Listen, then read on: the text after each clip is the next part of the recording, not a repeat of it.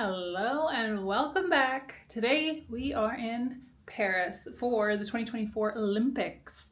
And I've just got to my room, so you know what time it is. It means it's time for a hotel room tour. This is a very small, kind of typical European hotel room, like very small. But when you walk in, little entryway, little closet. I mean, you've seen the entire thing, that's it. This is the bed. You have a mirror right here, a little desk, window out to the street, and a bathroom door that doesn't close fully. Very small, but honestly, this is all you need. I was genuinely surprised to find any hotel that was affordable in Paris during the Olympics, because I didn't book this that long ago, so A+. Flew in, got here, I think I might try to go to Versailles. I have a really busy day tomorrow. I have men's gold medal football on Thursday. Friday? Wait. What am I doing on Friday? No, I fly home on Friday. Wait, did he say Saturday I leave? Okay, crisis averted. It's Wednesday. Gold medal football is on Friday. I leave on Saturday. My busy day is tomorrow, Thursday. Olympic stuff is Friday. So I think today might be the only day that I can do Versailles.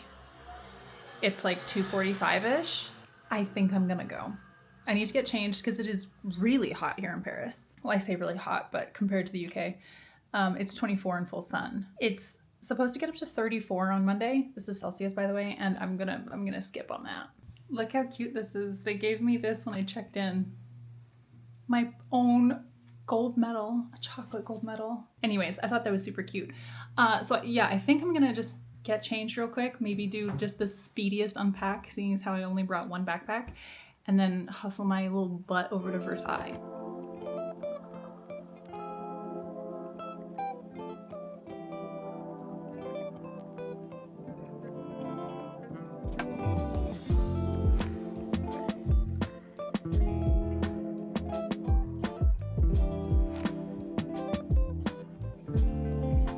So I'm out front of the Palace of Versailles right now, and tickets on the official website were sold out, but tickets on a third-party website were still available. So I ordered them, and I may be getting scammed, I'm not sure. I'm waiting for the tickets to actually come through, and I've emailed their customer service because I ordered them like 30 minutes ago and they haven't come in yet. And they're saying, no, they're coming. They really are. And I checked reviews online and people said that they have also used the service. So it might be legit, but my assigned ticket time to go in is in 6 minutes. And I don't have tickets yet. So I'm just sitting here refreshing my email, hoping for the best. But we are at Versailles, and it's beautiful.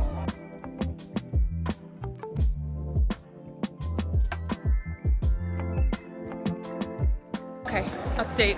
It is 4 o'clock on the dot, which is my entry time. 4 o'clock on the dot, I received my ticket. So maybe it's not a scam. We're gonna try to use it and we're gonna try to get in. It's a beautiful day for Versailles. Let's give it a go. We are in. So the last time I was here was when I was 21, and this entire section was like under renovation. This is the first time that I've actually seen this properly. But I got a full ticket for the full tour of the palace and the gardens and everything, and I have nothing but time. So let's go.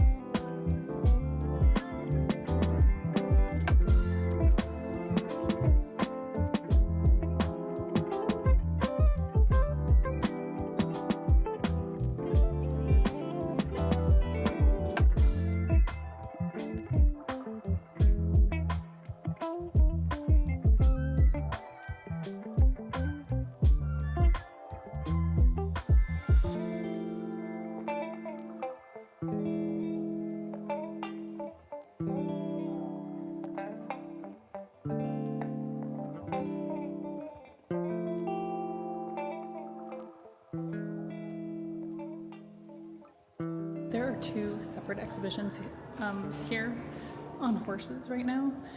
These were not here when I was here years ago, but they really, really like their horses. This is a desk that belonged to Louis XIV.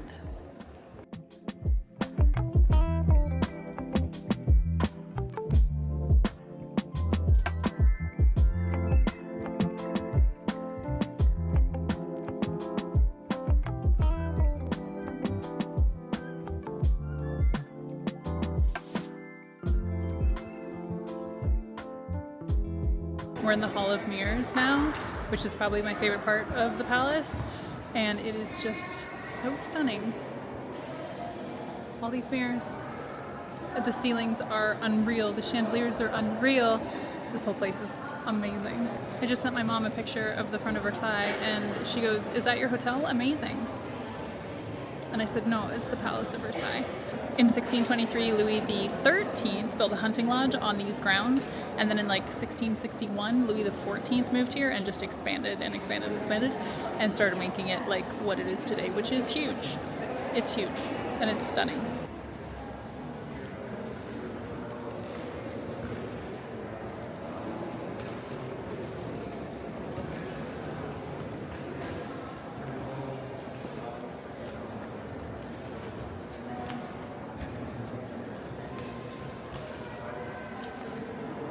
Construction of the Hall of Mirrors began in 1678, and there are 357 mirrors in this hallway. At the time, Venice had a monopoly on making mirrors, and so the French government actually had to entice Venetian mirror makers to come over and like do it in secret, to the point where the Venetian government was like keeping an eye on mirror makers and what they were doing, where they were going. Oh, and forbade them to leave the city under penalty of death. Here's another fact. The Treaty of Versailles, the peace treaty that ended World War I, was actually signed in here. This was the King's Chambers, well, the start of them, and in here was the council room. So this is where the king would preside over the councils with his ministers and grant audience and also administer and receive oaths of loyalty. Very important room. This was the king's bedroom.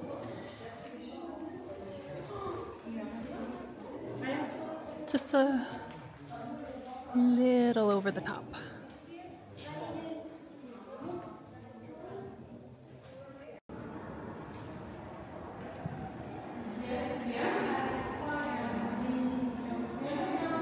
If you see all the way down there, that is the Olympic equestrian setup.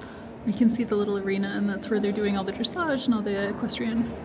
I do have a ticket to the garden, so we're gonna go out there in a minute. Not all the way down there though.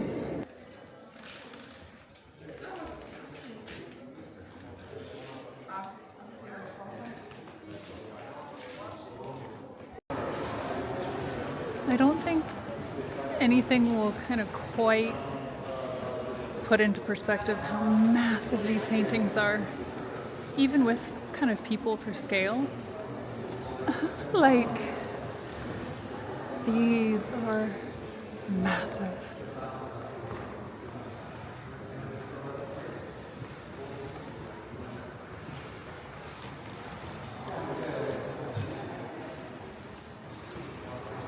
I can't stop showing you guys the ceilings, but they are just unreal in every single room. So I have a ticket to the garden as well. I do want to head out there, but I am also incredibly hungry. And there is a restaurant here, so I think I might hit the restaurant, grab some food, and then venture outside. This column right here is called the Austerlitz column, and it was commissioned to commemorate Napoleon I's first victory from 1805 to 1807. This room also was once the second chapel of the palace, and then it became the Great Guards room for the king and queen, and until the Revolution. And now it's known as the Coronation Room. In here we have these massive paintings that are all outlining great battles that took place. And some of them are a little gorier than others, so I'm not sure how many I'm going to be able to show on YouTube. But they are all spectacular, and again, massive.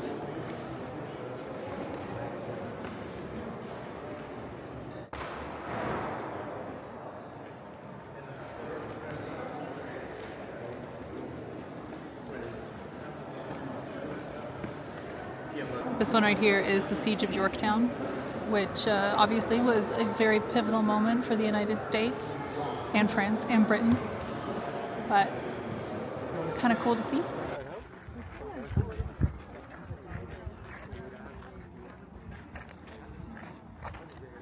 I did hear that I might be able to rent a golf cart, and I'm kind of feeling a little wild right now, and I might just go get a golf cart to zoom around. I see them, they're right there. Let's go investigate. I investigated further and it was 42 euros for an hour and an extra 11 euros for every 15 minutes after that. And I thought, I will walk. It's a beautiful day, why not? I did think a little golf cart like this would be hilarious though. Wait for it. That could have been me. That could have been me. Can't you just picture Marie Antoinette, Louis XIV on their golf carts on the grounds of Versailles?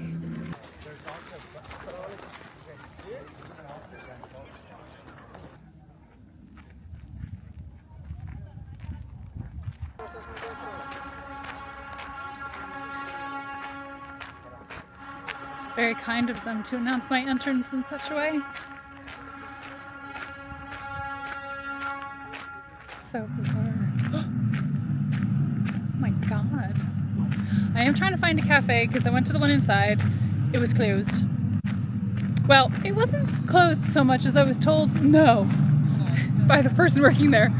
So I'm going to a different one and hoping that they have some water and a snack because I am hungry and I'm thirsty. The music is so overwhelming sometimes because it just comes out of the bushes. That was a much needed stop. I stopped and I got some ice cream.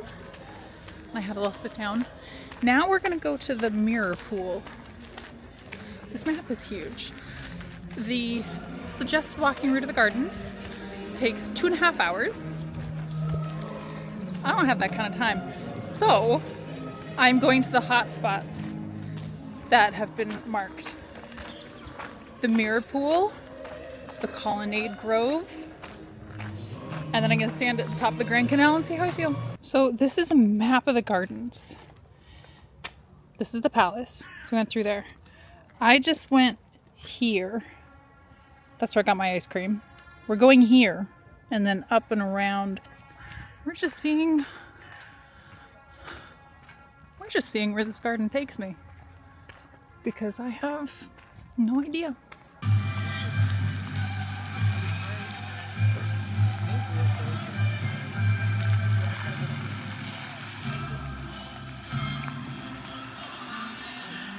Coming at you with another Versailles fact. I was told earlier that apparently in the 1700s there were so many flowers and fragrant things in these gardens that it actually started making people sick. So they might just not have been used to good smelling things. I still have no idea where I'm going. Kind of just walking still. I'm looking at a map and I don't know, but I see something shiny down here, so we're going. And then maybe back to the palace and back into the city. Versailles is about 19 miles outside of Paris, so it took me like 20-30 minutes to get here, which is not too bad. But the ice cream was not a meal, and I could really use a meal right now.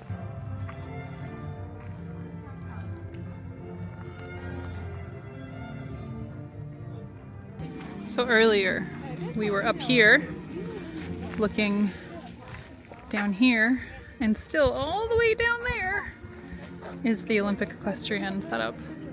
It's still so far. There are gardens all over here and all over here and all through here and all through there, and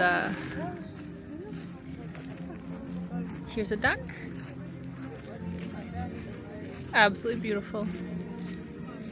But I think they are starting to wrap stuff up because you can actually rent little paddle boats that go on the Grand Canal over here, and I think they're being called in.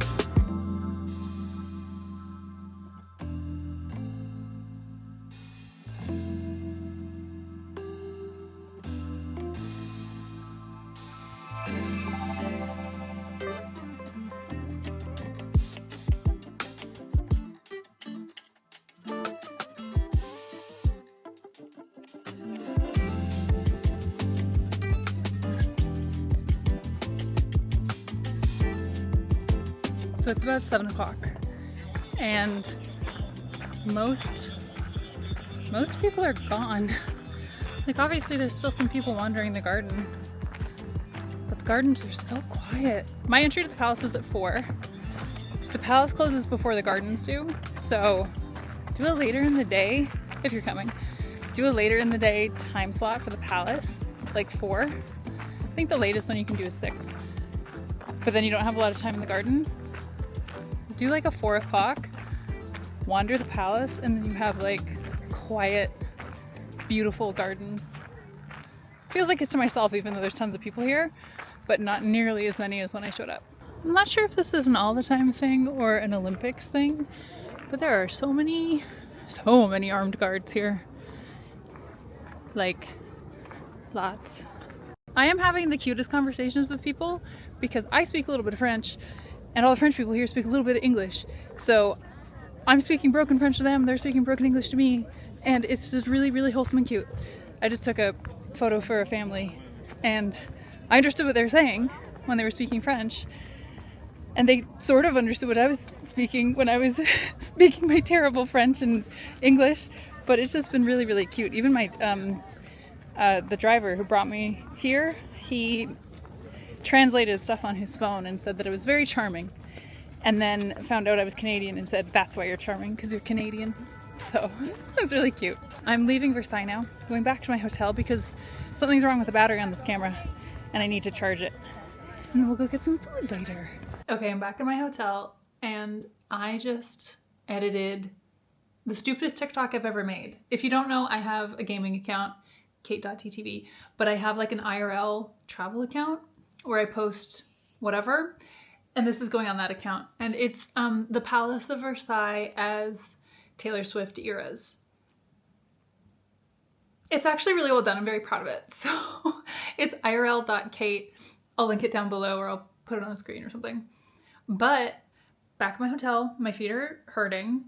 I'm gonna find somewhere to go for dinner, but I'm gonna recoup for a bit. There's like a coffee machine in the lobby of the hotel. I made a hot chocolate. Even though it's really warm, I put my AC on like 20 degrees, so it's really cold. So I'm gonna sit with that for a bit, chill out, get changed, and then go for some dinner. But I need to drain this battery first. This battery, usually on this camera, lasts me like a full day, and even then it's only at like maybe 50%. I have been so conservative and it's almost dead. So I looked up some stuff online, and apparently sometimes you need to battery cycle it, which the maker of the camera suggests just like draining it and charging it from scratch. And usually it'll fix it. So I'm gonna do that. I'm just gonna leave it on and charge it and hope for the best.